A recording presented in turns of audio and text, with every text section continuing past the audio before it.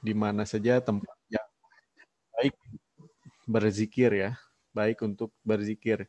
Jadi idealnya berzikir itu di tempat yang sepi, menyendiri gitu, di tempat yang bersih. Itu untuk zikir yang murni gitu ya. Zikir yang murni itu seperti zikir la ilaha illallah, berzikir seperti itu di tempat yang sepi gitu ya, di tempat yang bersih. Makanya idealnya zikir itu di masjid gitu ya, di masjid, di tempat-tempat yang mulia.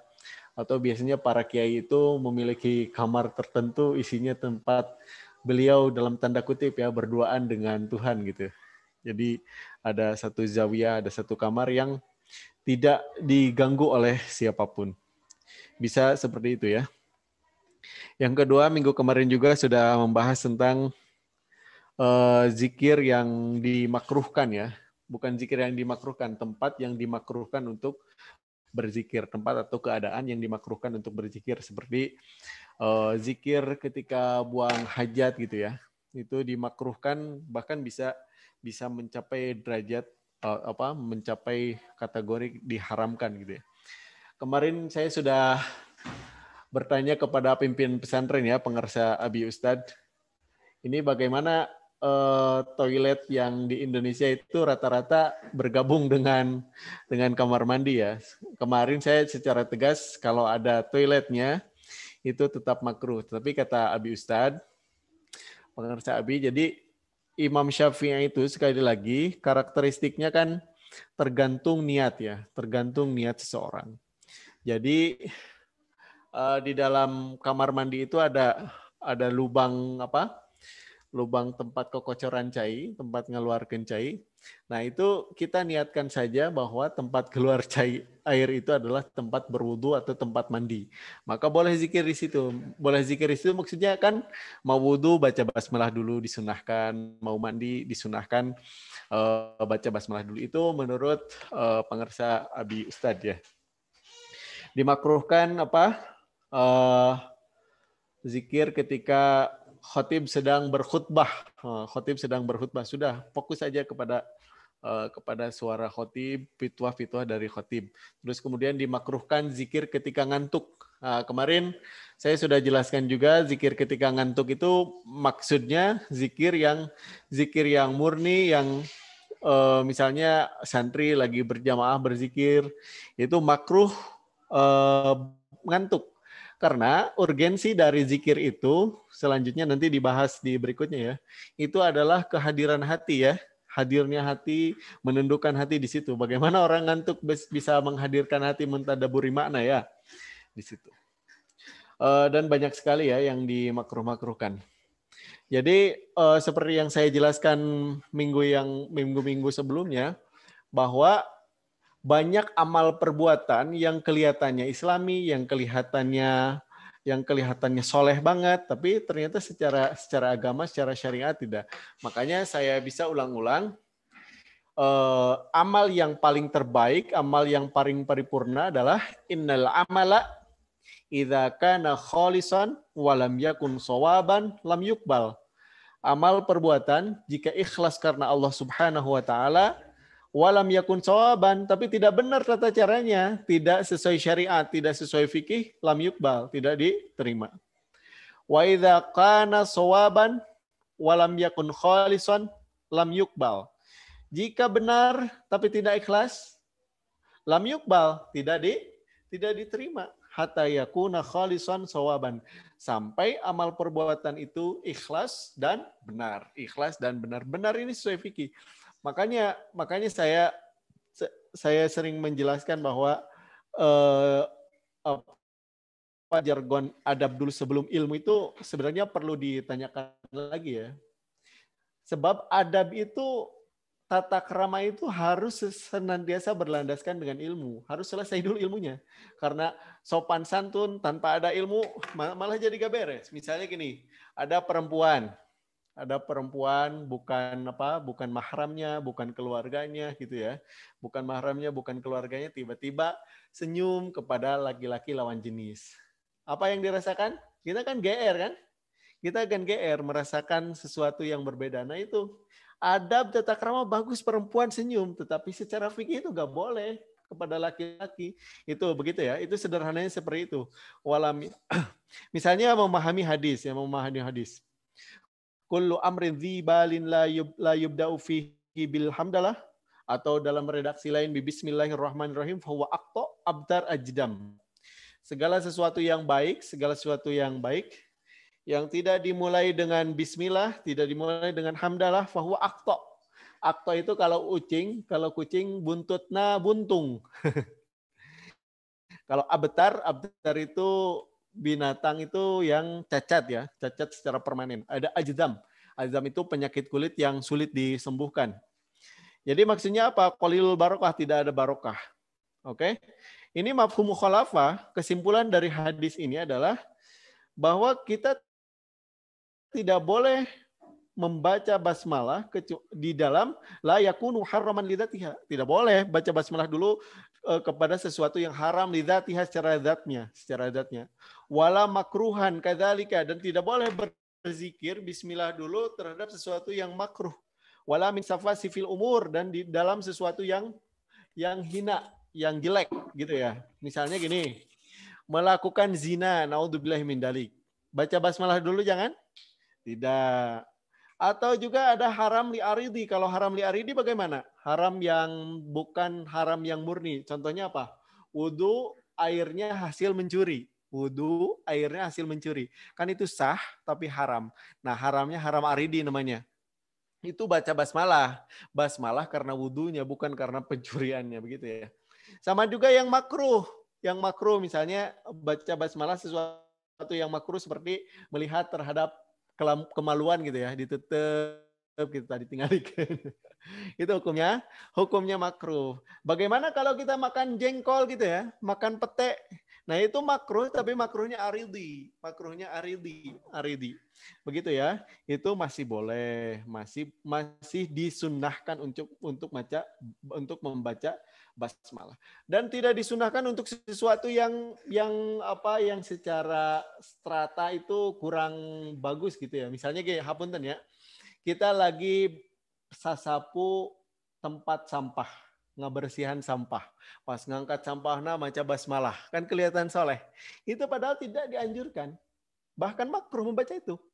Tidak boleh membaca basmalah ngangkat sampah gitu, nenteng sampah, nenteng kotoran, sangat tidak dianjurkan. Kenapa?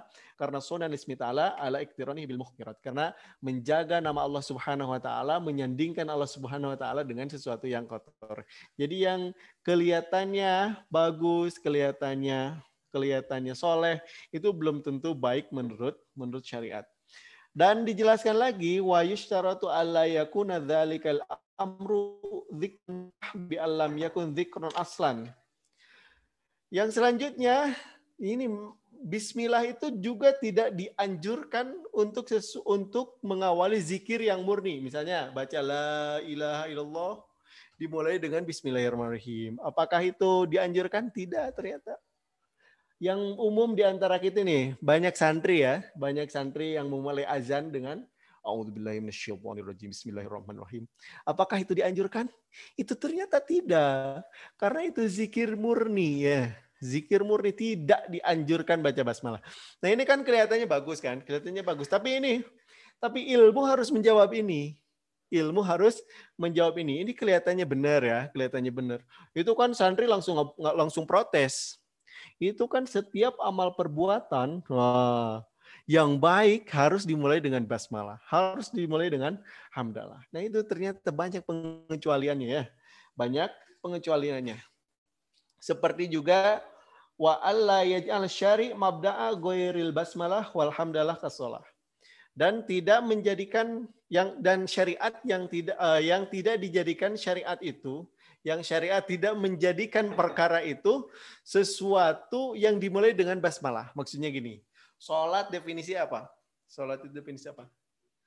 Perkataan, perbuatan dimulai dengan takbir, dimulai dengan salam. Itu secara syariat definisinya begitu. Baca basmalah jangan ternyata. Jangan baca basmalah di situ, tidak perlu baca basmalah di situ. Ini meskipun kontroversi, apakah ini mencapai derajat makruh atau tidak. Yang penting tidak ada pahalanya di situ. Tidak ada pahala zikir di situ. Begitu ya, meskipun kelihatannya. Bagaimana kalau tadi kan zikir murni ya, zikir murni la ilaha illallah dimulai dengan basmalah, ya nggak perlu. Ayatnya kening nuju wiridan, subuh-subuh kan dimulai dengan bismillahilladzi la yadurru ma'asmi syai'un. Nah, itu mah bismillah dipakai zikir. Zikir di entep-entep, jadi dijajar-jajar basmalahna. Tetapi orang maca la ilaha illallah bismillah ya nggak perlu gitu ya. Gitu. Bagaimana kalau zikir yang tidak murni ya, tidak murni. Sekali lagi ya, saya ulangi di Al-Azkar Nawawi itu zikir itu sangat umum sekali ya, sampai ngaji pun disebut zikir. Bagaimana kalau zikir yang tidak murni? Zikir yang tidak murni itu seperti baca Al-Qur'an kan? Al-Qur'an itu zikir yang guer mahdhoh katanya. Ini zikir guer murni ini redaksi siapa? Al-Bajuri ya, Al-Bajuri. Beliau mengatakan Al-Quran itu bagaimana hukumnya? Itu boleh baca basmalah. Apalagi ta'awudz kan. Ta'awudz itu sudah jelas nasnya. Fasta'iz billah. Baca ta'awudz. Ya, baca ta'awudz dulu. Ta'awudz itu kan zikir. Begitu ya. Banyak ya. Yang seperti ini masalah basmalah ya. Masalah basmalah, masalah azan kan. Azan baca basmalah dulu. Sering kita menemukan ternyata tidak disyariatkan. Ternyata di golongan kita ya. Tanda kutip golongan kita ya. Itu masalah bid'ah itu sebenarnya banyak dikutip oleh para ulama, cuma istilahnya dengan istilah apa? Guer warid kan ya. Guer warid tidak dengan bahasa bid'ah gitu ya. Misalnya lagi takbiran Allahu akbar kabira walhamdulillahi katsira wa subhanallahi bukra wa asila la ilaha illallah wa la na'budu illa iyyahu mukhlishina lahuddin walau karihal kafirun titik. Jangan dilanjutkan walau karihal munafikun. Walau karihal musyrikun. Nggak usah dilanjutkan. Kenapa? Goer warid. Goer warid bahasa sebelah nama bid'ah itu. Bid'ah itu. Jadi sudah aja walau karihal kafirun. Sudah itu menutup segala rupa. Musyrik kadinya. Gitu ya. Nggak usah. Malahan kata Kiai Maimun Zubair mah munafikun gak usah dijawab, gak usah dibaca-baca. Kasihan kan munafikun itu di hatinya kadang ada imannya gitu ya, tidak kafir 100% begitu. Begitu ya. Jadi banyak hal yang seperti banyak ditemukan di masyarakat ya kalau ada itu apa? Kalau ada gerhana ya, gerhana matahari, gerhana bulan itu suka takbiran ya. Suka takbiran. Takbirannya kayak takbiran Idul Fitri. Itu mereka mengutipnya pakai hadis. Kayak tadi baca basmalah baca tuh pertanyaannya yo kan kita suka masuk WC ya, masuk WC itu kan gening baca basmalah. Padahal WC adalah sesuatu yang mustakdar ya. Mustakdar itu yang jelek, yang geleh gitu ya. Kata siapa? Kata Ibrahim Al-Bajuri beliau mengatakan masuk kamar mandi itu sebelumnya dan itu doa untuk mengusir setan, bukan doa WC-nya gitu ya. Doa untuk mengusir setan dan itu mustahab gitu. Itu diperbolehkan. Maka doanya apa tuh? Bismillahirrahmanirrahim. Allahumma inni a'udzubika minal khubusi wal khobaisi. Ya, gitu ya. Saya berlindung kepada Tuhan dari gangguan setan. Setan laki-laki, setan perempuan. Begitu ya. Banyak seperti ini. Kayak takbir gerhana gitu ya. Takbir gerhana dengan takbiran gitu ya. Hadisnya ada inna syamsa wal qamara ayatani min ayatillahi. Matahari, bulan itu adalah dua tanda-tanda kekuasaan Allah Subhanahu wa taala. Ini ayatnya disebut ayat kauniyah ya. Ayat itu ada dua, ada ayat Qur'aniyah, ada ayat kauniyah. Jadi ayat Qur'aniyah itu ayat yang dibaca. Ada ayat kauniyah, ayat yang sifatnya dunia ini. Ayat yang sifatnya ciptaannya. La yankhasifani limauti ahadin wala lihayatih. Bulan dan matahari itu tidak terjadi gerhana karena mautnya seseorang atau hidupnya seseorang. Ini konon asbabul wurudnya itu karena satu putra Nabi wafat berbarengan dengan adanya gerhana ya. Ini ya hadis yang disalahpahami yang ini. Fa idza ra'aitum dzalika fad'ullaha wa kabbiru. Nah, jika kalian melihat fenomena seperti itu, fadullah, berdoa kepada Allah SWT, wa kabiru, dan bertakbirlah. Nah, bertakbirlah ini dipahami dengan takbiran.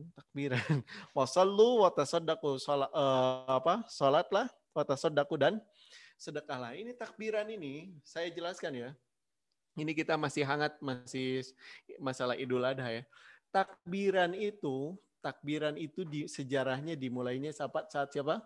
Saat penyembelihan Ismail oleh Ibrahim atas perintah Allah Subhanahu wa taala. Itu malaikat Jibril itu sampai merinding gitu ya, sampai merinding.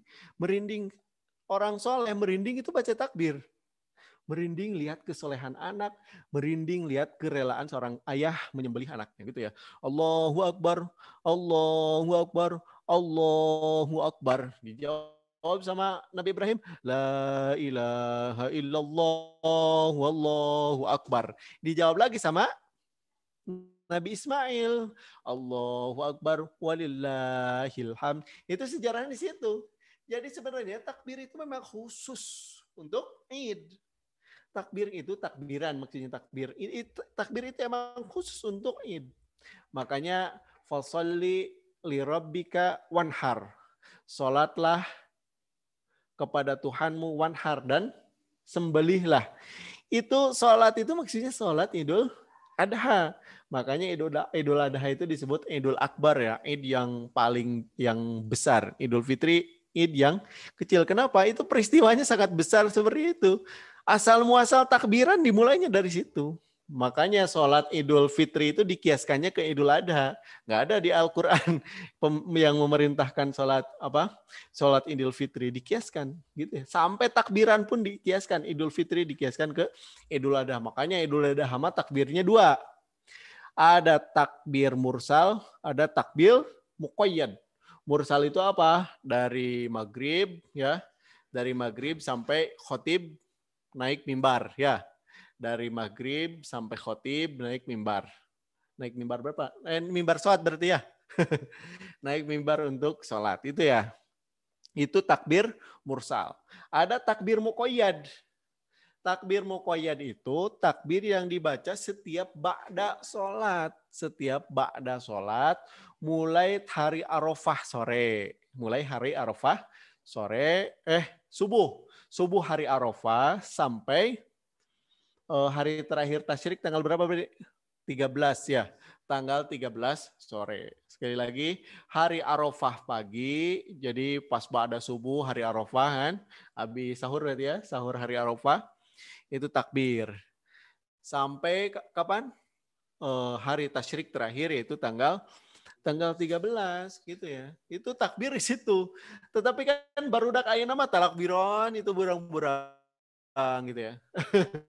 Berang-berang. Padahal ada sholat aja. Berapa takarannya ya cukupnya saja. Biasanya kalau berjamaah ya 3 kali cukup gitu ya. Begitu. Jadi takbiran itu tidak sembarangan. Kenapa? Itu ada unsur historisnya juga. Konon katanya yang ada di alam kubur pada kaget ya. Kenapa pada kaget? Kan lagi puasa itu siksa kubur kan di moratorium dulu ya. Di moratorium tadi kumaha? Dilirenkeun heula sakedap. Aya takbiran kan rewas dilanjutkeun deui. Mantap keradewasan para ahli kubur. Begitu ya. Jadi meskipun ada perintah bertakbir, ternyata ini ketika salah paham gitu ya. Jadi intinya aliran sesat yang disebut aliran sesat itu karakteristiknya 3 ya. 1 masdarnya. Yang kedua manhajnya. Yang ketiga qudwahnya. Masdar itu sumbernya dari mana? Harus mesti Quran hadis. Masdar itu harus mesti Quran hadis. Quran hadis itu sebenarnya tidak cukup untuk memahami semua sampai kiamat orang mau sholat kalau tidak ada Quran, kalau hanya berpedoman karena Quran itu mal bisa. Harus ada penunjangnya itu, maka kemudian ada istilah manhaj. Manhaj itu epistemologi, tata cara pengambilan dalil. Ini salah satunya ini. Dalil nama benar mangihtina Al-Quran. Dalil nama benar mangihtina hadis. Tetapi ketika epistemologi penafsirannya salah, cara penafsirannya kurang benar, maka jadi ngaco nantinya. Seperti tadi, saya ini mau azan. Baca basmalah kok dicarek. Padahal azan itu kullu amrin dzibalin. Dalilnya kullu amrin dzibalin la yubda'u bi bismillahirrahmanirrahim fa huwa aqta. Wah, ustaz sesat eta gitu ya. Padahal anjeunna itu karek hafal hadis eta. Ada penafsiran para ulama. Maka setelah Quran, hadis, ada ijma, ada qiyas, ada selanjutnya kalau di usul fikih masalah mursalah, sadud dari'ah, qaulus sahabat, terus lagi uruf dan lain sebagainya. Banyak sekali ya. Oke, tadi sudah dibaca oleh Ustadz. Saja dengan Ustadz. Ustadz Imron. Bacaannya sudah sangat ini. Sepertinya ditembak ini Ustadz ya. Tapi bacaannya sudah rapi. Soalnya kesini nggak bawa kitab Ustadz. bacanya udah rapi sekali. Bismillahirrahmanirrahim. Mana tadi teh? Faslun al-muradu minadzikri huduru qalbi. Jadi seperti tadi saya jelaskan ya, kenapa Imam Nawawi dalam kitab ini memakruhkan zikir dalam keadaan ngantuk ya, dalam keadaan ngantuk. Tetapi ada pengecualian seperti yang saya jelaskan di minggu yang lalu. Ini karena aksiologi tujuan ya. Tujuan dari zikir itu adalah hadirnya hati. Fayan bagi ayyakuna huwa maqsududz dzakir fayahrusu ala tahsilihi.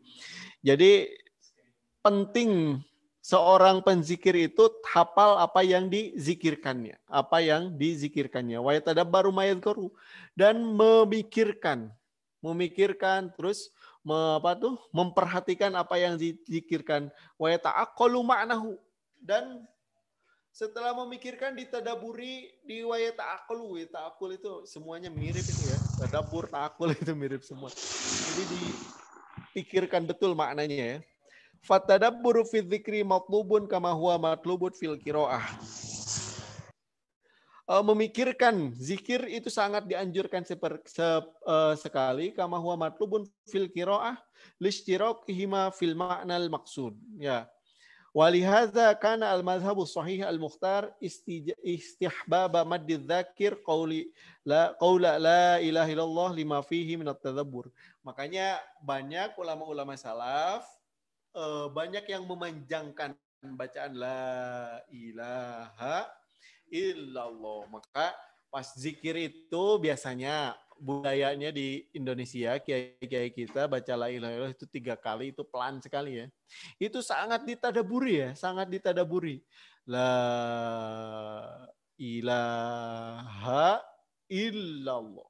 La-nya panjang. Itu maksud istihbab maddiz zakir itu dimadkan itu bukan dimadkan semuanya. Kalau dimadkan semuanya kan jadi ngaco itunya apa tuh? Tajwidnya ngaco tajwid. Yang dipanjangin itu la-nya aja, la-nya itu. La ilallah terutama di dalam azan itu bisa sampai 7 alif ya. 7 alif itu berapa rokat? Berapa itu? Berapa harokat? 14 harokat ya. 14 harokat. Jadi 1 alif itu 2 harokat. Jadi bisa sampai 14 harokat. Itu ya. La ilaha illallah. Jadi para santri sadayana paminuju azan, itu yang dipanjangkan itu la-nya aja. Ilaha jangan. Ilaha cukup itu mad asli saja, dua harokat di situ. 2 atau 3 harokat di situ. Yang dipanjangkan la aja, jangan lebay ya. Atau dalagamna atau enak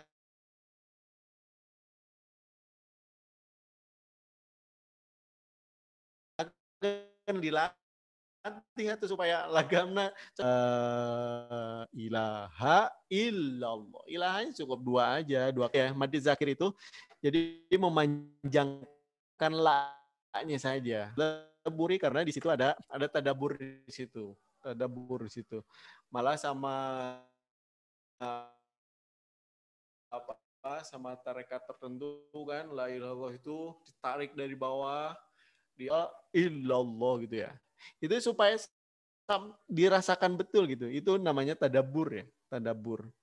Jadi harus diikhlaskan betul, diresapi maknanya ya, Jadi kalau bisa hizib-hizib atau dikir-kir nanti ada kalimat hizib di situ ya. Nanti saya jelaskan hizib itu apa ya. Jadi zikir-zikir hizib-hizib itu supaya lebih mentadaburi maknanya ya harus tahu maknanya. Ada yang bertanya, Ustadz bagaimana caranya supaya sholat kita khusyuk ya? sholat kita khusyuk. Bagaimana sholat kita khusyuk? Ya, salah satunya supaya sholat kita khusyuk, itu kita harus tahu makna dari setiap bacaan dan gerakan yang kita lakukan. Misalnya Bismillahirrahmanirrahim, itu hati kita mengikuti. Hati kita mengikuti maknanya, terus kemudian memasrahkan diri kan. Bismillahirrahmanirrahim artinya kan memasrahkan segala sesuatunya kepada Allah SWT. Sambil diresapi ya. Ketika membaca iyyaka na'budu wa iyyaka nasta'in. Itu sambil diresapi bahwa kita ini benar-benar beribadah kepada Allah SWT. Hanya kepada Allah lah kita meminta pertolongan. Begitu ya. Itu namanya tadabbur. Itu kalau mau khusyuk itu caranya seperti itu. Kalau mau khusyuk salah satunya seperti itu. Kalau misalnya saya belum tahu maknanya, saya ngajinya rada kedul, ya gitu ya. Belum tahu maknanya, gini caranya.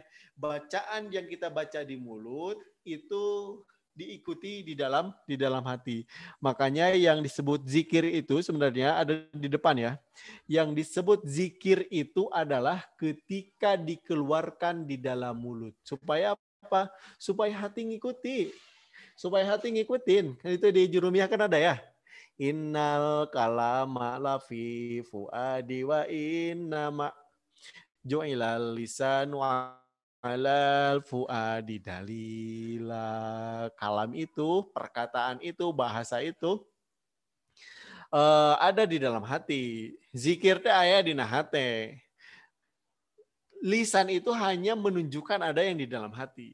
Tetapi hati itu kan harus banyak dilatih. Hati itu supaya banyak dilatih, ya banyak dilatih. Dilatihnya dengan mulut. Makanya ketika kita sholat, bacaannya harus terdengar minimal oleh sendiri. Tetapi ada penjelasan yang lain. Ada penjelasan yang lain bahwa cukup dengan hanya gerakan mulut saja.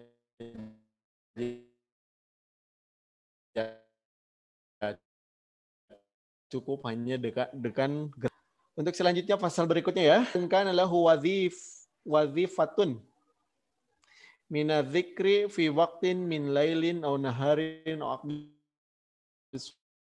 sholatin.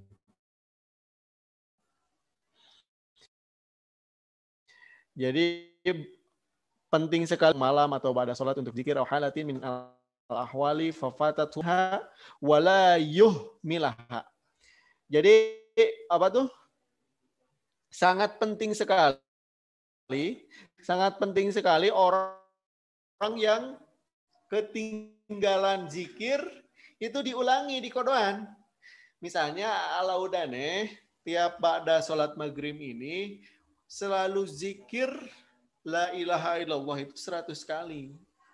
Ternyata pas mau zikir la ilaha illallah itu anaknya menangis, berhentilah di situ. Nah, ketika anaknya sudah selesai menangis, lanjutkan zikir. Nah, itu namanya kodok terhadap zikir ya. Tadi sudah dibaca matanya tadi ya. Wa idza tasahala fi qada'iha sahala ala tadyi'iha fi waqtiha. Jika orang anu ngagampangkeun kana ngodoana, maka dia akan inkonsisten selamanya. Lamun orang konsisten ngodoan kana eusina zikir, maka konsisten orang bakal ngodoan. Lamun konsisten tak terdaik ngodoan itu bakal leungit we zikir teh. Geus moal daek deui. Wa qad sabata fi sahih Muslim an Umar bin Al-Khattab radhiyallahu anhu qala Rasulullah sallam man nama ala hizbihi barang siapa ketiduran. Man nama an hizbihi barang siapa yang ketiduran, hizibnya. Hizib itu adalah ma yalzamul insanu bihi nafsahu fi waqtin minal awqati minas sholawati wal azkari wal aurad.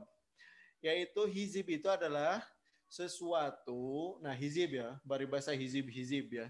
Hizib itu adalah zikir, sesuatu yang yalzamu itu yang dikonsisten ya, istiqomah. Dibaca oleh seseorang pada satu waktu, baik itu sholawat, jadi hizib itu bisa isi nanti sholawat, bisa. Atau wal azkar, atau zikir-zikir tertentu, atau wal aurad, atau aurad tertentu. Itu namanya hizib. Makanya ada istilah hizib Syekh Abdul Qadir Jailani. Nah, hizib Syekh Abdul Qadir Jailani itu adalah wirid yang selama ini diwiridkan oleh Syekh Abdul Qadir Jailani. Kenapa kita ngikutin ya? Diwiridkan oleh wali ya ikuti.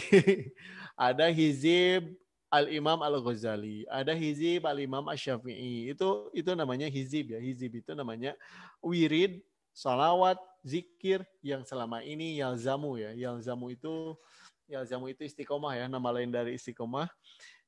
Dibaca pada waktu-waktu tertentu. Misalnya ada hizib yang dibaca setiap ba'da sholat asar. Ada hizib dibaca setiap ba'da subuh. Ada hizib tertentu ya. Hizib tertentu. Nah, makanya wirid santri Darun Nasya misalnya ada khusus satu buku itu udah aja sebut hizib Darun Nasya gitu. Hizib ya. Hizib itu ada makna lain dari hizib itu kan pasukan dunia ya. Jadi pasukannya kita punya pasukan. Pasukan pelindung. Di sini ada wirid khusus yang namanya Ayatul Hirsi ya. Ayatul Hirsi itu pasukan yang menjaga diri kita ya, pasukan yang menjaga diri kita. Begitu ya. Man nama an hizbihi aw an syai'in minhu faqara'ahu ma baina salatil fajri wa salatil zuhri kutiba lahu ka'annama qara'ahu minal laili. Jadi kita sudah biasa zikir di malam hari ya, kemudian tapi ketiduran. Di kodoan anjing ba'da duha ya sampai maghrib. Ba'da duha sampai zuhur ya. Ba'da duha sampai zuhur. Maka itu sama saja kita berzikir dari sepanjang malam ya minal laili pada waktu malam. Begitu ya. Satu pasal lagi atau cukup? Oke.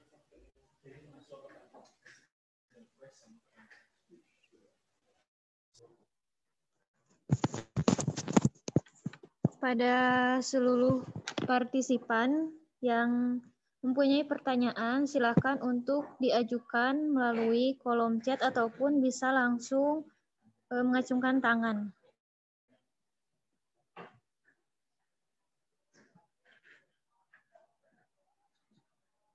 Ini sudah ada 2 pertanyaan yang masuk.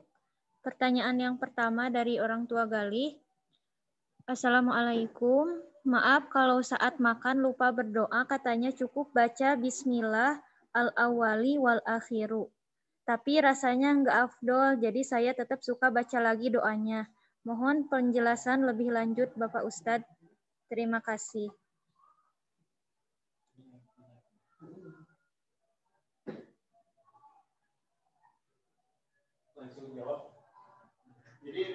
Terima kasih pertanyaannya ya. Jadi ini saking pentingnya zikir ya. Ini motivasi kita dalam rangka berzikir ya.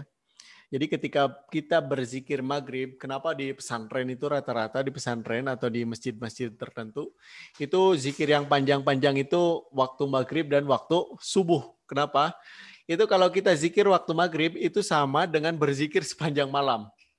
Kalau kita berzikir waktu subuh, itu sama saja berzikir sepanjang siang. Makanya dipanjang-panjangkan begitu ya.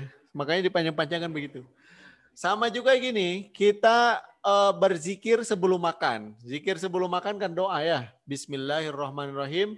Terus Allahumma barik lana fima rojaktana wa qina adzabannar. Itu sepanjang kita makan sama dengan berzikir. Sepanjang kita makan sama-sama berzikir. Ini kemurahan dari Allah Subhanahu wa taala. Apalagi kata saya kemarin ya, ketika kita berzikir, ketika kita sebelum tidur baca ayat kursi sampai ketiduran itu sepanjang malam dijaga oleh malaikat. Tidak akan mati dalam keadaan su'ul khotimah. Tidak akan mati dalam keadaan su'ul khotimah. Bagaimana kalau kita lupa? Kalau kita lupa ya baca doa lagi. Baca doa boleh. Maknanya apa? Bismillahirrahmanirrahim. Allahumma barik lana fima razaqtana wa qina adzabannar. Ya Allah, semoga Engkau memberkahi kami atas rizki yang telah Engkau karuniakan kepada kami, dan jauhkanlah kami daripada api neraka. Ini kan doa yang luar biasa ya. Diberikan rizki yang berkah, itu berdoa itu jangan rizki yang banyak, tapi rizki yang berkah. Rizki yang banyak itu kalau tidak eksare kan tidak enak juga ya. Tidak bisa tidur, nggak enak juga. Tapi yang berdoa itu rizki yang berkah. Oke? Bisa juga Bismillahirrahmanirrahim awalahu wa akhirahu ya. Redaksinya Ibu Moderator awalahu wa akhirahu. Pada awalnya dan akhirnya boleh, atau secara sempurna boleh seperti itu ya. Allahumma barik lana fima razaqtana wa qina adzabannar. Ya, terima kasih kepada Bapak Ustadz yang telah menjelaskan pertanyaan dari orang tua Galih.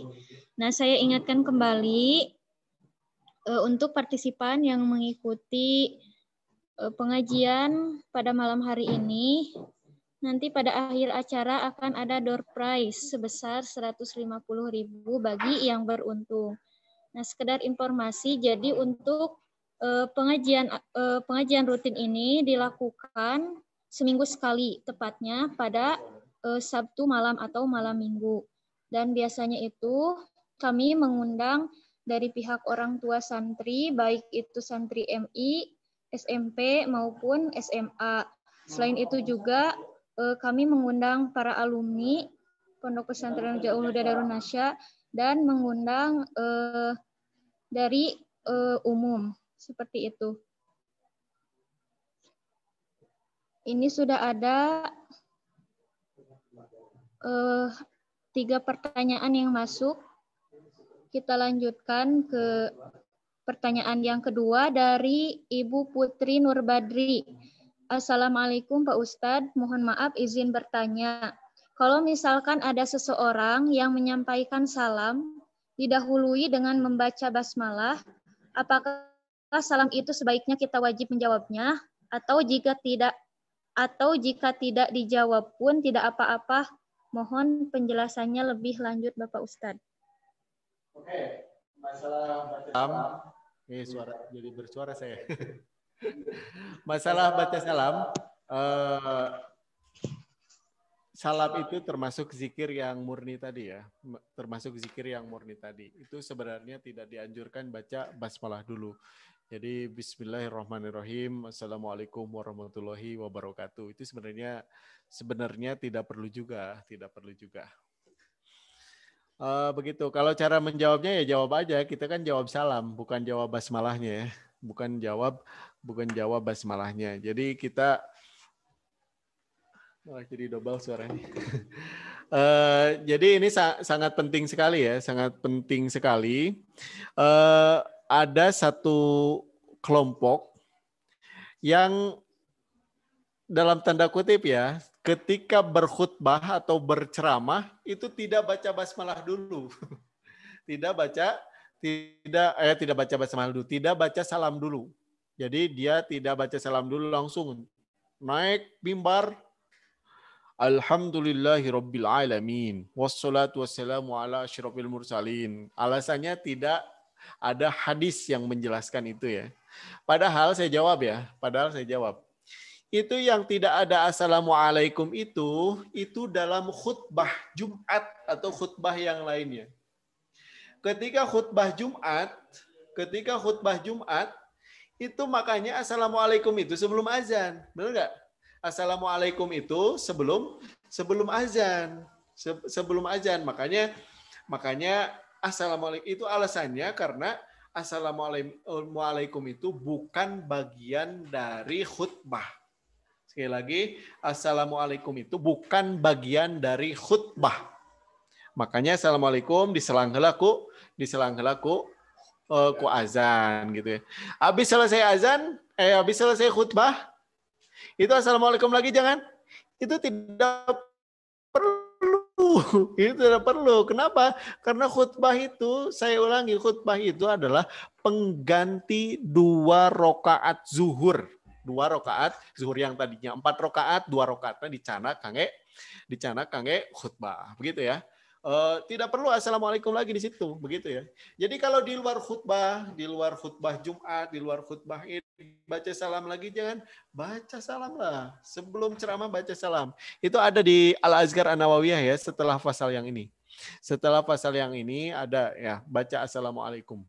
Ada dasarnya, ada kaul ulamanya, baca assalamualaikum dulu. Jadi kalau khutbah Jumat baru assalamualaikum, itu bukan bagian dari khutbah. Nah, makanya diselingi dengan apa tadi? Diselingi dengan azan. Begitu ya. Baik, kita berlanjut ke pertanyaan yang ketiga. Ini dari orang tua Fajriani Az-Zahra. Assalamualaikum Pak Ustadz. Kapan saatnya kita zikir zahar dan kapan saatnya zikir hopi? Dan biar bisa istiqomah membaca zikir itu, apa kiatnya? Pertanyaannya seperti itu. Ya, terima kasih ya. Masalah kembali lagi di dalam Al-Azkar An-Nawawiyah, namanya juga Al-Azkar ya. Al-Azkar itu zikir-zikir yang kebanyakan diambil dari hadis-hadis Kanjeng Rasulullah Shallallahu Alaihi Wasallam, dihimpun oleh Al-Imam An-Nawawi. Imam Nawawi itu adalah salah satunya imam ahli hadis ya, terutama ahli hadis, ahli fikih. Ahli hadis, ahli fikih ini sangat luar biasa sekali Al-Azkar An-Nawawiyah. Zikir-zikir yang dihimpun oleh Imam Nawawi. Begitu ya. Jadi zikir itu terbagi dua ya secara umum dalam pelafalannya. Zikir jahar dan zikir yang khafi. Zikir jahar itu zikir yang ada suaranya. Zikir khafi itu zikir yang hanya ada di dalam hati saja. Ini sebenarnya ada di penjelasannya di pasal berikutnya, mungkin kita akan bahas di minggu depan ya. Di minggu depan. Sebenarnya zikir yang paling ideal itu, kata pasal yang berikutnya nanti, zikir yang ideal itu adalah zikir yang sinkron antara mulut dengan hati. Yang sinkron antara mulut dengan hati. Mulut dengan hati itu maksudnya apa? Talafuz ya. Harus ada talafuz. Talafuz itu ada bunyi, ada pelafalan ya, sinkron dengan hati. Tetapi ada golongan tarekat tertentu yang zikir itu ternyata hanya ada dalam hati. Nah, kita oleh karena kita pesantren yang moderat ya, moderat itu dua-duanya memang dipakai. Jadi dikir yang zahar itu dikir yang kita terutama ketika berjamaah gitu ya, berjamaah bersama-sama zikirnya jahar gitu ya.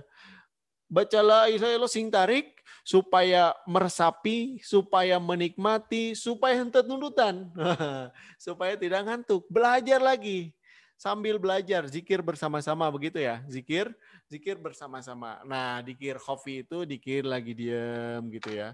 Dikir lagi diam. Ada mangga tetangga yang sudah matang, tos pialaeun. Kan ketika kita ada zikir di dalam hati kita, ada nama Allah SWT di dalam hati kita, apakah mungkin kita mencuri mangga? Ada uang kantor gitu ya, uang kantor nangalang. Tinggal kita bikin laporan nama bisa dimodifikasi gitu, diambil gitu uang kantor gitu ya. Apakah bisa seperti itu? Ketika hati berzikir, itu akan menghentikan seperti itu. Nah, itu namanya zikir khafi seperti itu. Zikir khafi itu hatinya selalu cumantel dengan Allah Subhanahu wa taala. Nah, ketika zikir yang murni ketika kita membaca hizib, ya. Apalagi ketika sholat itu semuanya zikir isinya kan. Sholat itu secara bahasa itu doa ya. Sholat zikir itu sholat ada yang menganggap tidak sah ketika tidak ada talafuz. Ketika berwudu itu bacaan-bacaannya itu lebih harus ditalafuz ya. Talafuz ya, harus ada pelafalan. Makanya apalagi ahli bahasa ya. Yang disebut bahasa itu adalah sistem bunyi. Ya, sistem bunyi. Ketika ada suaranya baru itu disebut bahasa. Kalau hanya di dalam hati itu bukan bahasa, belum menjadi bahasa. Begitu ya. Jadi kalau mau dipilih mana yang lebih baik ketika dalam rangka latihan, mulut dan hati sinkron supaya ada latihan. Kecuali kalau ulama, para wali gitu ya, sudah tidak memikirkan masalah-masalah teknis kayak gitu ya. Tidak memikir masalah-masalah teknis kayak itu, kayak latihan motor aja ya. Saya sering jelasin ini ya. Saya sering jelasin ini. Level-level seseorang itu ada 3. 1 ada level syariat, 2 level tarekat, 3 level hakikat ya. 3 level hakikat. Naik motor, orang yang levelnya syariat itu dia belajar membaca gitu ya. Bagaimana cara ngerem nih? Oh ternyata ngerem itu ada di tangan kanan, ada di tangan kiri gitu ya. Tangan kanan, tangan kiri, tangan kanan ternyata rem depan dengan kiri ini gitu ya. Dihafalin semua ya. Begitu, itu level syariat. Kalau tarekat sudah naik tuh. Mulai praktek maju gitu ya, maju. Nah, ternyata dalam prakteknya itu ningali hayam ngaliwat kuduna di rem kadon digas. Itu tarekat gitu.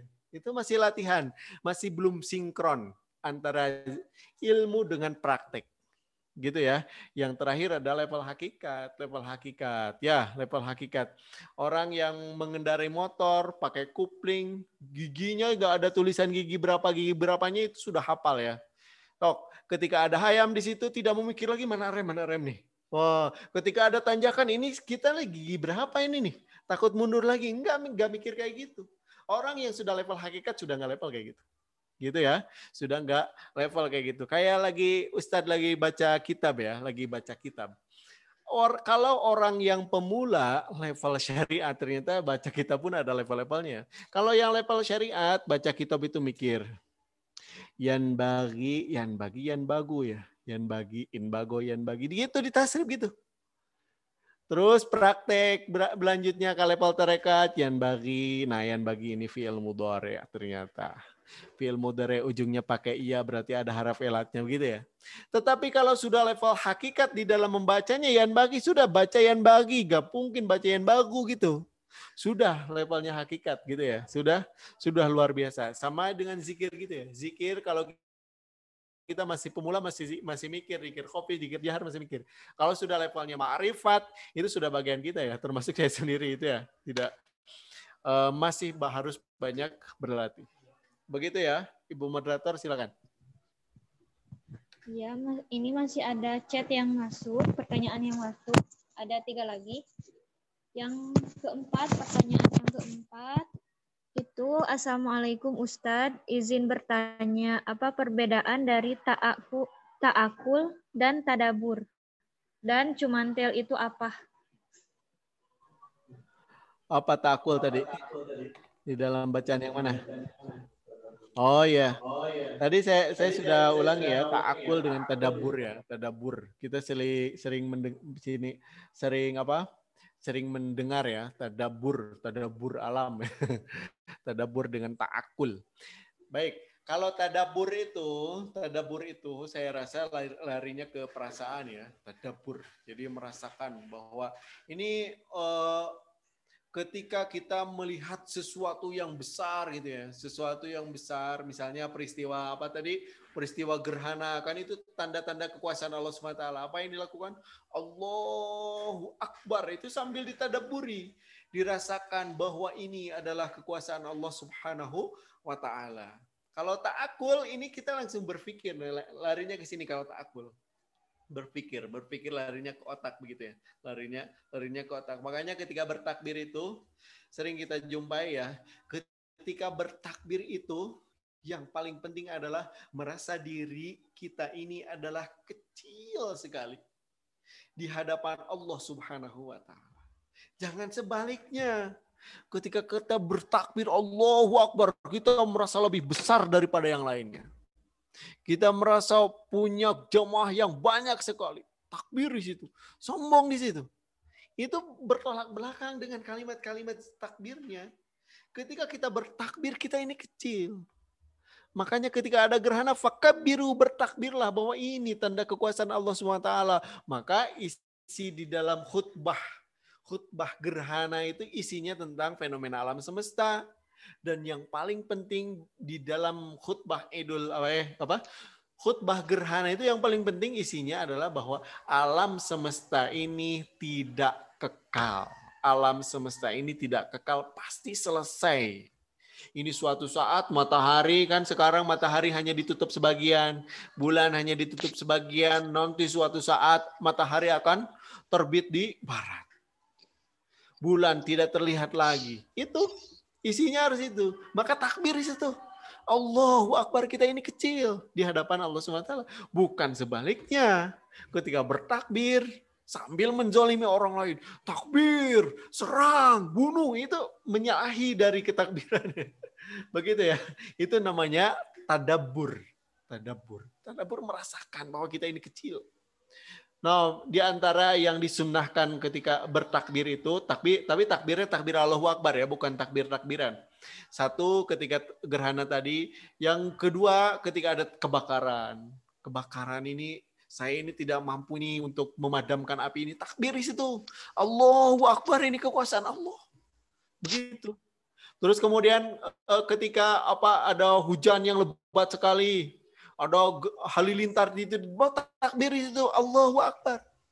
Jangan takbir dalam rangka menyombongkan diri sendiri, itu namanya tadabbur. Kalau ta'akul itu dipikir-pikir ya, sambil berfilsafat di situ ya.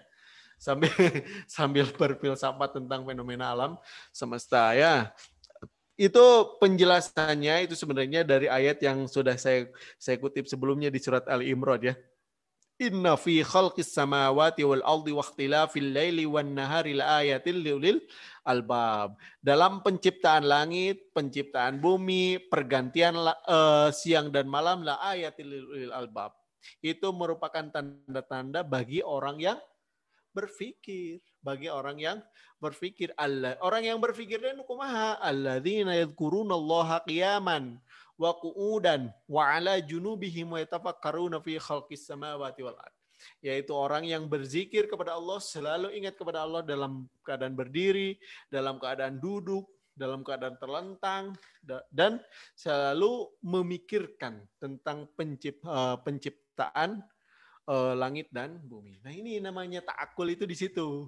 Ya tafakkaruna fi khalqis samawati wal ard. Berpikir-pikir tentang penciptaan langit dan bumi. Maka ayat kekuasaan Allah SWT itu ada dua. Satu, ayat kauniyah yang sifatnya alam semesta. Ada ayat Qur'aniyah. Ar-Rahman, Allamal Qur'an, Khalaqal Insan, Allamahul Bayan. Ar-Rahman, Allamal Qur'an, Qur'an. Sifat ilmu-ilmu samawi, ilmu-ilmu dari langit.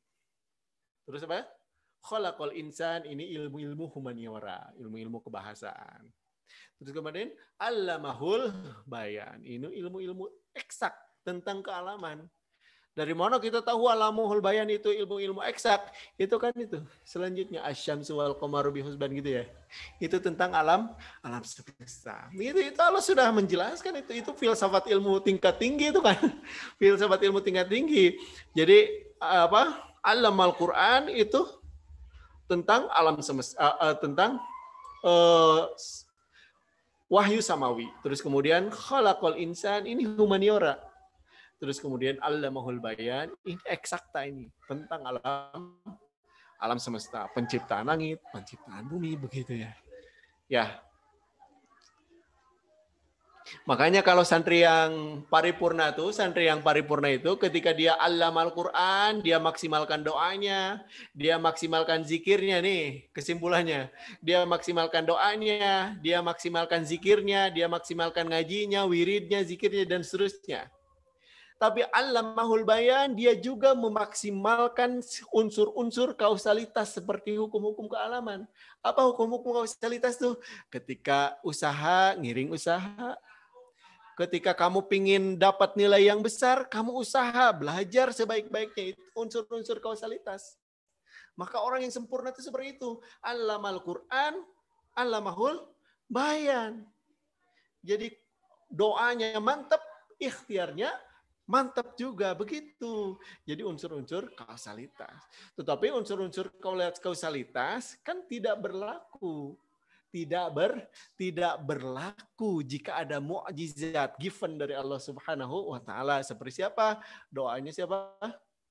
Nabi Ibrahim. Doanya Nabi Ibrahim. Ya narukuni bardan wa salaman ala Ibrahim. Wahai api, kata Allah Subhanahu wa taala, dinginlah, selamatkan kepada Ibrahim. Lamun bardan doang, nggak ada salaman, kata pentafsir ya, Kalau ada bardan di situ, nggak ada salaman di situ, itu Nabi Ibrahim bakal mati kedinginan. Sekali lagi ya. Ya narukuni bardan wassalaman ala Ibrahim. Ketika, wahai api, dinginlah. Oh, selamatkan kepada Ibrahim. Kalau nggak ada salaman di situ, Ibrahim mati kedinginan. Itu unsur-unsur kausalitas tidak berlaku jika alam Al-Quran tadi ya.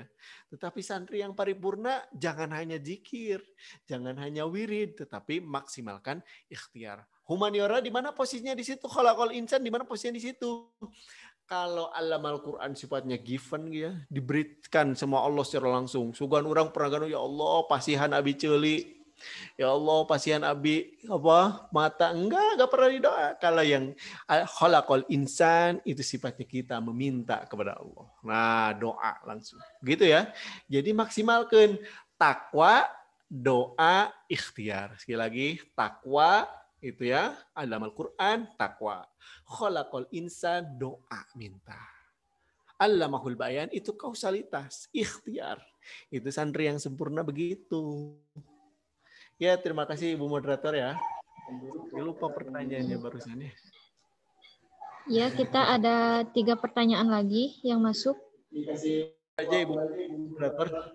Ya, mungkin untuk sesi pengajuan pertanyaan dicukupkan sampai jam 9:02.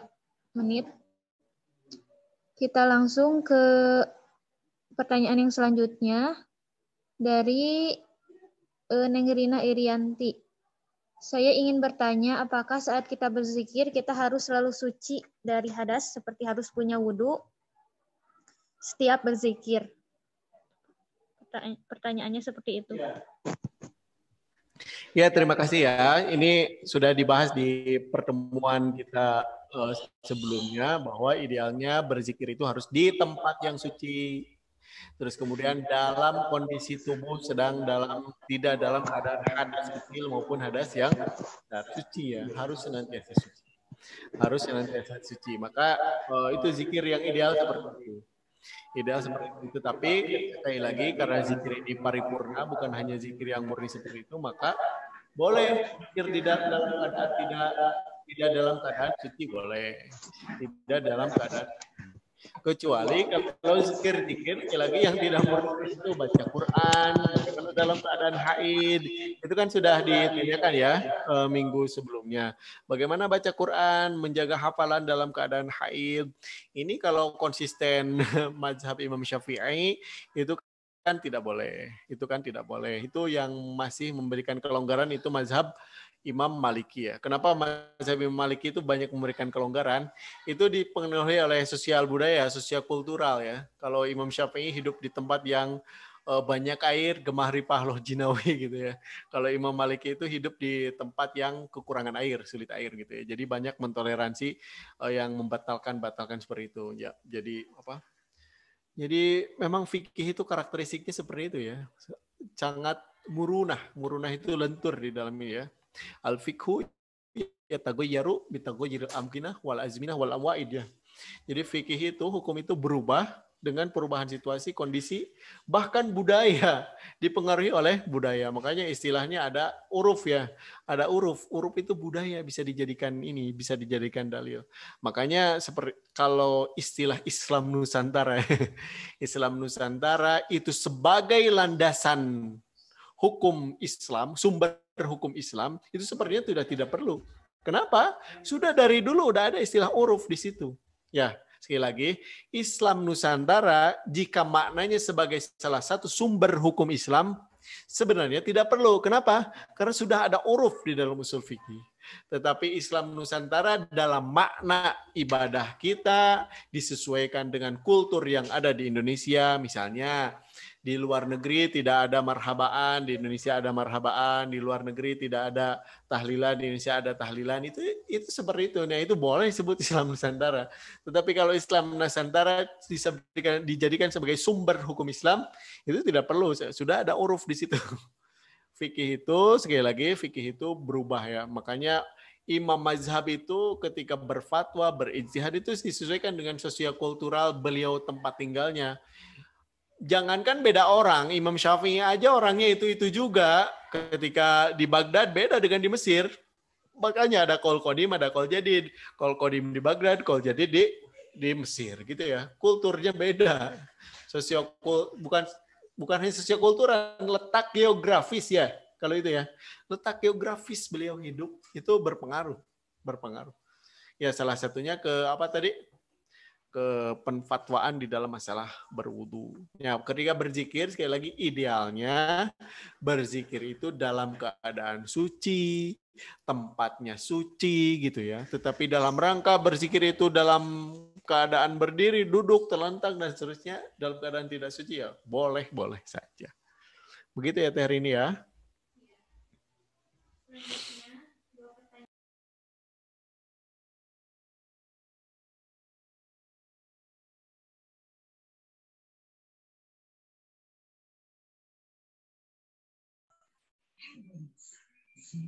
Ini nanti khusus minta apa aurat yang biasa diamalkan di pesantren ya, atau minta kepada sesepuh pengurus di sini nanti dimintakan kepada sesepuh pesantren ya, supaya anak didiknya para santrinya betah di sini dan orang tuanya istiqomah di dalam mencari rezeki.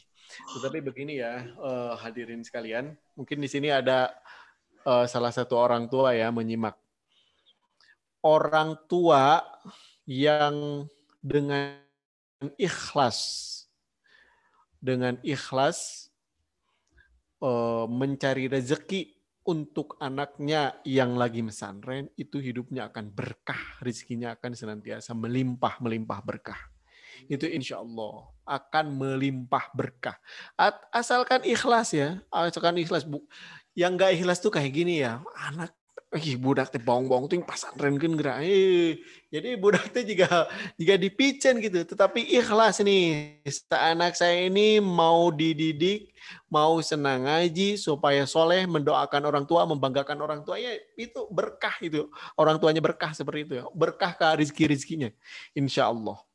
Insya Allah berkah seperti itu ya. Jangan sampai takut kehilangan rezeki karena ini. Kecuali memang geus diniatan. Santri itu yang penting mah bisa jajan weh. Santri yang penting mah bisa jajan weh. Itu ya. Secara umum saya jangankan untuk orang yang masantren ya, untuk rezeki secara umum saja, untuk memberikan nafkah kepada keluarga itu setiap tetesan keringat, tetesan darah itu menghapus semua dosa-dosa yang telah kita lakukan. Inna minadz-dzunubi dzunubat. Ini dalilnya sahih nih. Inna minadz-dzunubi dzunubat. La yukaffiruhas shalah walas shadaqah wal hajj. Yukaffiruha as-sa'yu fi talabil ma'isyah atau alhamu fi talabil ma'isyah. Banyak dosa yang tidak bisa diampuni, yang tidak bisa dikafarati dengan sodakoh. Tidak bisa dikafarati dengan sholat, itu kan sodakoh itu bisa mengkafarati dosa kan. Tapi banyak juga dosa yang tidak bisa dikafarati dengan sholat, dengan sodakoh. Wal hajj. Bahkan tidak bisa dikafarati dengan haji. Haji itu kan ibadah yang luar biasa. Yukaffiruha alhammu fi talabil ma'isyah. Yang bisa mengkafaratinya adalah setiap tetesan keringat ketika kita mencari ma'isyah. Ketika kita untuk kahi santri yang lagi pesantren. Minimal dosanya diampuni. Tong lebarku kesang nah itu adalah yang meneteskan apa? Kelihatannya keringat yang menetes, padahal itu dosa yang hilang itu ya. Dosa yang hilang, apalagi untuk pesantren. Begitu ya. Ulah lebar. Jangan lebar yang seperti itu. Untuk masalah zikir seperti itu nanti ditanyakan kepada sesepuh pesantren ya. Kita lanjut ke pertanyaan yang terakhir dan mohon maaf kepada audiens yang bertanya tapi melebihi batas waktu yang telah ditentukan. Jadi kami tidak menyebutkan pertanyaannya. Pertanyaan yang terakhir, Pak Ustadz, apa benar kalau kita zikir di malam Jumat lebih baik atau lebih bagus dari hari-hari lainnya? Terima kasih. Jadi hari Jumat itu adalah hari terbaik ya menurut Islam ya. Inna yaumal jum'ati sayyidul ayyam. Tuhajjul fuqara wa aidul masakin. Nanti tambah murokinya. Hari Jumat itu adalah Sayyidul Ayyam. Itu apa penghulunya setiap hari ya. Jadi hari terbaik itu adalah hari Jumat, hari Jumat. Makanya ibadah-ibadah di hari Jumat pun adalah ibadah-ibadah terbaik. Waktu mustajab doa itu yang paling banyak ya di hari Jumat, terutama subuh Jumat, asar Jumat, ketika khotib naik mimbar, ketika khotib duduk di antara dua khutbah, itu waktu paling mustajab. Ada zikir-zikir khusus ketika sore hari, sore Jumat ya, sore Jumat. Itu sangat luar biasa sekali. Itu hadisnya sohe-sohe semua. Itu ya, makanya hari Jumat itu ngaji kebanyakan ngaji diliburkan. Bukan ngaji diliburkan, tetapi santri dilatih untuk belajar ibadah mahdoh. Sekali lagi, santri dilatih untuk belajar ibadah mahdoh. Ibadah mahdoh itu misalnya pas malam Jumat ngaji surat Al-Kahfi, man qara'a surat Al-Kahfi fi yaumil jum'ati aw lailatil jum'ati ya. Adha'a lahu bainal jum'atain gitu ya. Barang siapa yang membaca surat Al-Kahfi pada hari Jumat atau malam Jumat, Allah memberikan cahaya kepadanya di antara dua Jumat. Begitu ya. Di antara dua Jumat. Begitu. Jadi ibadah-ibadah di hari Jumat itu luar biasa karena Jumat itu memang Sayyidul Ayyam. Makanya banyak ibadah-ibadah khusus di hari Jumat yang tidak ditemukan di hari-hari yang lain. Misalnya tadi ya baca surat Al-Kahfi, terus kemudian mandi di hari Jumat gitu ya. Mandi di hari Jumat dan terutama ya ibadah yang paling mulia yaitu sholat Jumat. Sholat Jumat. Begitu ya. Ya. Ya, alhamdulillah pertanyaan-pertanyaan yang masuk sudah terjawab dan mungkin kepada Ustadz Endang ada closing statement terlebih dahulu. Ya, terima kasih kepada hadirin sekalian. Hadirin sekalian, meskipun ada banyak ini kekurangan, tetapi terima kasih banyak atas atensinya, atas perhatiannya selama ini ya. Jadi penutup dari saya bahwa zikir itu memang sangat universal sekali ya. Sangat universal sekali, terutama saya batasi saja bahwa zikir itu ada yang kalimat-kalimat zikir murni, ya, zikir murni seperti la ilaha illallah, subhanallah, alhamdulillah, Allahu akbar. Ada zikir yang tidak murni ya, tidak murni itu seperti baca Quran, terus kemudian apa? Sholat gitu ya. Meskipun isinya zikir semua ya, zikir semua. Begitu ya. Terima kasih atas atensi selama ini. Saya tutup dengan wassalamualaikum warahmatullahi wabarakatuh. Waalaikumsalam warahmatullahi wabarakatuh. Terima kasih kepada Dr. Endang Munawar MPDI yang telah memberikan ilmunya. Semoga apa yang beliau sampaikan dapat membawa keberkahan dan kebermanfaatan, khususnya bagi beliau sendiri dan umumnya kepada kita yang mendengarkan. Bentar Ibu Moderator, ada minta doa dari mamanya Teh Ifah. Teh Ifah itu Teh Khalifah ya.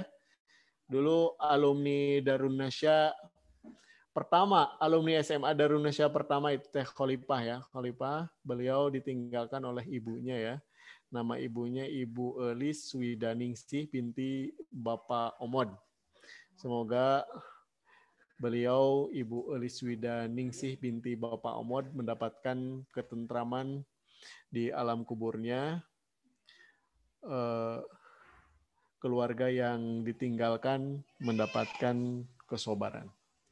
Ala hadihin ya wa ala kulli niyatin sholihatin ila ruhi Elis Widaningsih binti Bapak Omod. Al-Fatihah. A'udzubillahi minasyaitonir rajim. Bismillahirrahmanirrahim.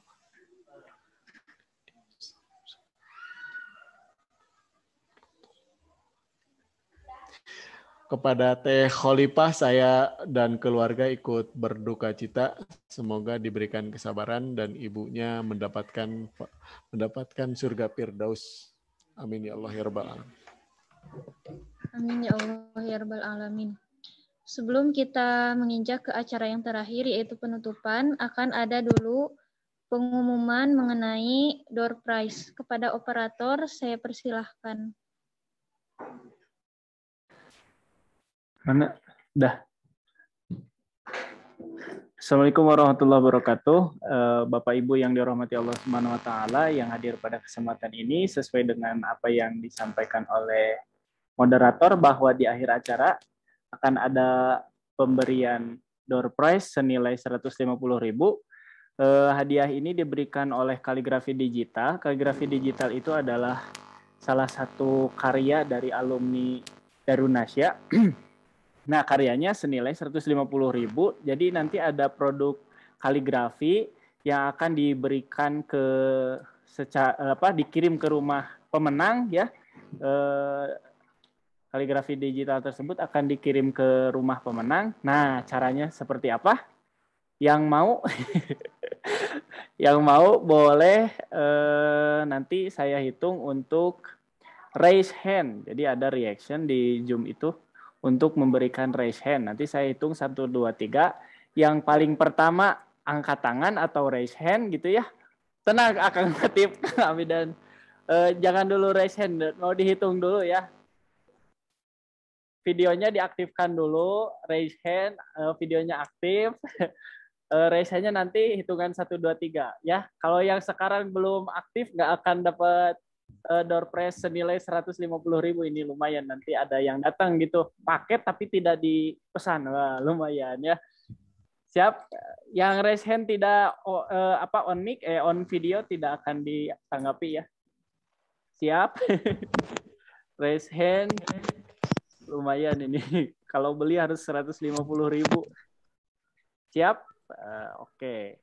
Kita lihat raise hand yang paling cepat. Satu yang akan Latif ini nggak akan lower hand dulu dan ya udah ya. Siap. 1, 2, 1, 2. Bentar Ibu. Sabar. Bentar ya. Kita lihat Bunda Nadira di lower hand dulu sebentar ya. Kita lihat. Satu lagi, sekali lagi. Ini terakhir, ini serius. Oh, layar kedua apa sih, Dik ya? Kita lihat ya. 1, 2, 3. Oke. Ada Amidan Asyakir. Luar biasa.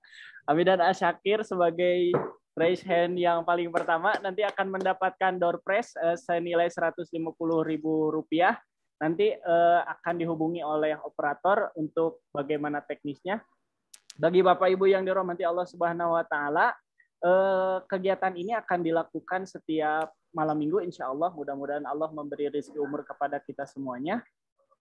Akan ada door prize lagi insya Allah pada kesempatan di kemudian hari. Tolong ajak yang lainnya. Dari saya, door prize-nya. Oh, mau sekarang door prize lagi? Oh iya, minggu depan akan ada door prize lagi, kata ini Pak Direktur ya. Jadi ajak yang lainnya supaya lebih bersemangat lagi, di-share ya.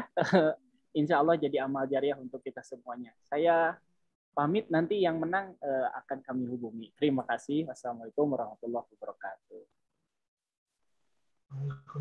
Terima kasih pada Bapak Operator yang telah memimpin jalannya acara pemberian door prize. Alhamdulillah, acara demi acara telah selesai kita laksanakan.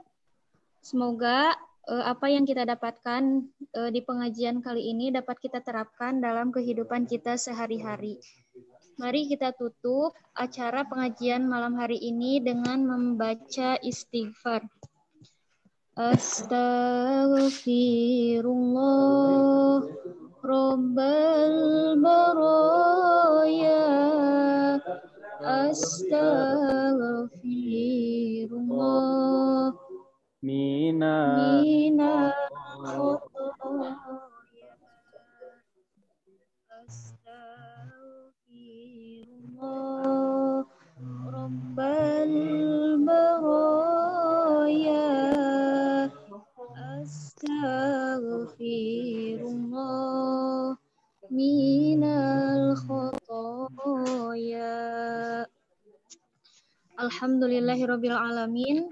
Saya Rini Fitria selaku pembawa acara pada pengajian rutin malam hari ini pamit undur diri. Mohon maaf apabila banyak kesalahan. Dan terima kasih banyak pada audiens yang telah mengikuti acara malam hari ini dari awal hingga akhir. Sekian yang dapat saya sampaikan. Wassalamualaikum warahmatullahi wabarakatuh. Waalaikumsalam.